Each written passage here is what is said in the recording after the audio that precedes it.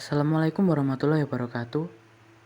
Kami dari kelompok 6, kelas 3 manajemen akan mempresentasikan hasil diskusi kami yang berjudul Pasar Monopolistik.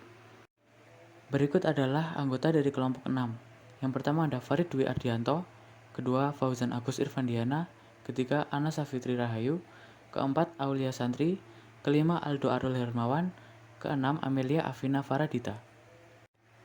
Materi yang akan disampaikan oleh kelompok kami yang pertama adalah definisi pasar monopolistik, yang kedua ciri-ciri pasar monopolistik, yang ketiga contoh pasar monopolistik, yang keempat jenis pasar monopolistik, dan yang kelima kelebihan dan kekurangan pasar monopolistik. Definisi pasar monopolistik. Pasar persaingan monopolistik merupakan salah satu jenis pasar persaingan tidak sempurna. Sistem pasar monopolistik ini dikembangkan karena tidak adanya kepuasan pada analisis model persaingan pasar sempurna atau pasar monopoli. Akan tetapi, jika kita lihat dari struktur pasar monopolistik, maka sistem tersebut lebih mendekati pada pasar persaingan sempurna. Namun, para produsen akan lebih berpartisipasi di dalam jenis pasar tersebut untuk menghasilkan sebuah produk yang berbeda dan mempunyai karakteristik sendiri. Dengan kata lain, pengertian pasar monopolistik adalah sebuah pasar yang memiliki banyak konsumen yang dapat menghasilkan suatu komoditas yang berbeda-beda. Jenis pasar ini juga seringkali disebut sebagai pasar yang memiliki banyak penjual yang hanya menawarkan satu jenis produk namun dengan kualitas, bentuk, dan ukuran produk yang berbeda. Di dalam pasar monopolistik, para konsumen akan merasakan adanya sebuah perbedaan dari ciri khas pada setiap produk yang ditawarkan oleh satu produsen dengan produsen lainnya. Selanjutnya, materi yang kedua adalah ciri-ciri pasar monopolistik. Ciri-ciri pasar monopolistik sendiri ada 5. Yang pertama, terdapat banyak penjual, tapi tidak sebanyak dalam persaingan sempurna. Lalu yang kedua, karakteristik barangnya berbeda atau diferensiasi produk. Yang ketiga, penjual dapat mengendalikan harga dalam tingkat tertentu.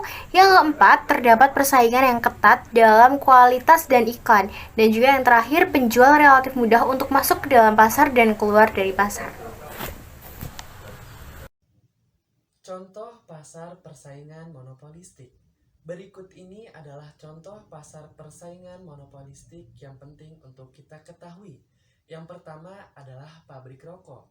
Pabrik rokok seperti Jarum, Gudang Garam, Jisamsu, dan lain sebagainya merupakan perusahaan atau pabrik yang sama-sama memproduksi rokok. Setiap perusahaan memiliki ciri khasnya masing-masing. Bahkan, setiap harga yang dipatok oleh perusahaan juga berbeda-beda. Contoh yang kedua adalah pabrik sepeda motor. Contoh selanjutnya dari pasar persaingan monopolistik adalah pabrik sepeda motor Honda ataupun Yamaha. Motor keluaran Honda dianggap lebih irit dibandingkan dengan sepeda motor merek lainnya. Begitupun dengan Yamaha, dianggap lebih memiliki tenaga yang unggul dibandingkan dengan sepeda motor merek lainnya. Jenis pasar monopolistik. Pasar persaingan monopolistik pada dasarnya adalah pasar yang berada di antara dua jenis pasar yang sangat ekstrem, yakni pasar persaingan sempurna dan monopoli. Untuk itu, sifat pasar ini masih mengandung unsur-unsur sifat dari pasar monopoli dan juga pasar persaingan sempurna. Pasar persaingan sempurna adalah bentuk pasar di mana di dalamnya terdapat banyak penjual dan pembeli. Pada pasar ini, umumnya jenis produk yang ditawarkan bersifat homogen atau sama. Pasar monopoli adalah kondisi di mana hanya ada satu atau sedikit penjual di dalam pasar, sehingga tidak ada pihak lain yang menyainginya. Pasar ini menjadi bentuk interaksi antara permintaan dan penawaran, di mana hanya ada satu produsen yang berhadapan dengan banyak konsumen. Selanjutnya ada kurva persaingan monopolistik dan persaingan sempurna. Perusahaan dalam persaingan sempurna di panel A menghadapi kurva yang horizontal pada harga pasar. Equilibrium jangka panjang terjadi pada saat tingkat output key, yaitu saat kurva permintaan atau penerimaan rata-rata bersinggung dengan titik terendah kurva biaya total rata-rata.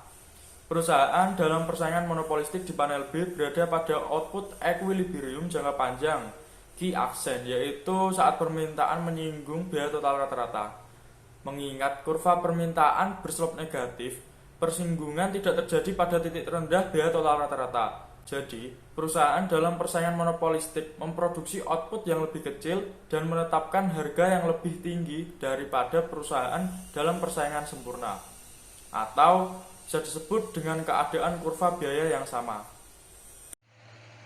Selanjutnya adalah keseimbangan dalam pasar persaingan monopolistis. Yang pertama ada keseimbangan jangka pendek. Perusahaan mencapai keseimbangan dalam jangka pendek dan panjang. Dalam jangka pendek, perusahaan dapat menikmati laba supernormal, adapun dalam jangka panjang, perusahaan hanya menikmati laba normal. Keseimbangan jangka pendek tercapai bila MR sama dengan MC, karena memiliki daya monopoli walau terbatas. Kondisi keseimbangan perusahaan yang bergerak dalam pasar persaingan monopolistik sama dengan perusahaan yang bergerak dalam pasar monopoli. Pada saat MR sama dengan MC di titik E, sama halnya dengan perusahaan monopolis, harga jual lebih besar daripada biaya marginal P lebih dari MC, tetapi kemampuan eksploitasi laba relatif terbatas karena kurva permintaan yang dihadapi sangat landai. Selanjutnya adalah keseimbangan jangka panjang. Pada saat berada dalam keseimbangan jangka panjang, perusahaan sebenarnya tidak berproduksi pada tingkat yang paling efisien, sebab titik persinggungan antara kurva AC dan kurva D bukan titik terendah. Pada kurva AC, jika perusahaan ingin memproduksi pada AC yang paling rendah, output harus ditambah sampai dengan output pada AC minimum. Kelebihan dan kekurangan pasar monopolistik. Kelebihan pasar monopolistik yang pertama, banyaknya produsen di pasar memberikan keuntungan bagi konsumen untuk dapat memilih produk yang terbaik baginya.